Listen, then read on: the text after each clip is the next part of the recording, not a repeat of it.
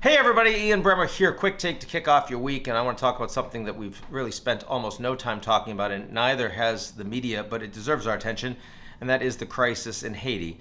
It is the poorest country in the Western Hemisphere, despite being the wealthiest colony a few centuries ago.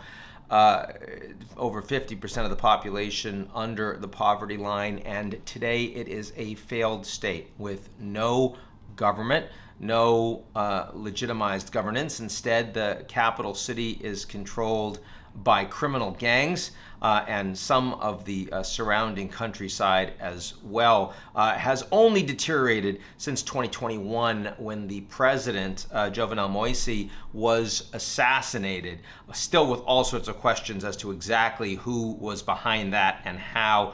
Violence has escalated since then, overwhelming the underfunded police force, while the security forces that remain are corrupt and ineffective and largely tied to the gangs themselves. The United Nations reports that this situation has descended into what they call a catastrophic spiral of violence. Gangs shooting indiscriminately at people on the street, firings into their homes, burning people alive on public transport.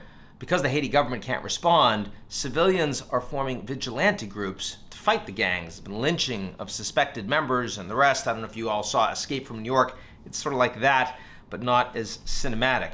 It's only 700 miles away from Florida, which is just far enough away to not pay attention. And of course, the Haitians are not Europeans like Ukraine, and so getting nowhere near the attention from the media, nowhere near the influencers on social media that care, nowhere near the international aid or support.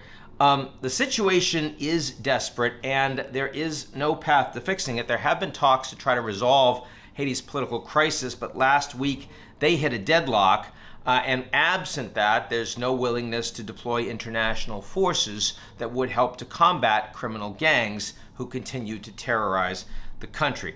My friend, the UN Secretary General Antonio Guterres, has called for the Security Council to issue a deployment of peacekeeping forces, but so far that has gone nowhere.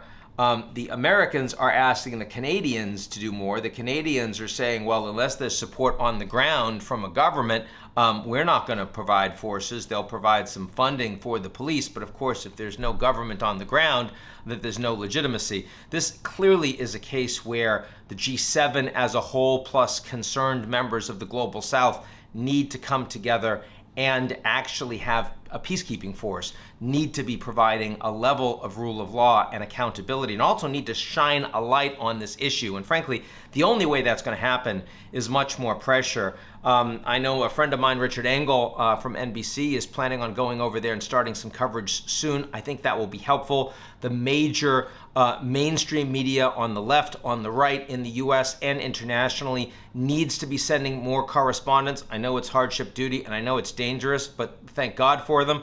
They need to be doing more coverage of Haiti so people understand this. I'm going to do our best to try to make sure that we do more than we have been. GZERO's been on it, but nowhere near, frankly, what we should be. And I do hope that we can help to turn the page on what has been an utter catastrophe for the 11 million Haitians that are living in this situation. Thanks a lot for this, and I hope to talk to you soon.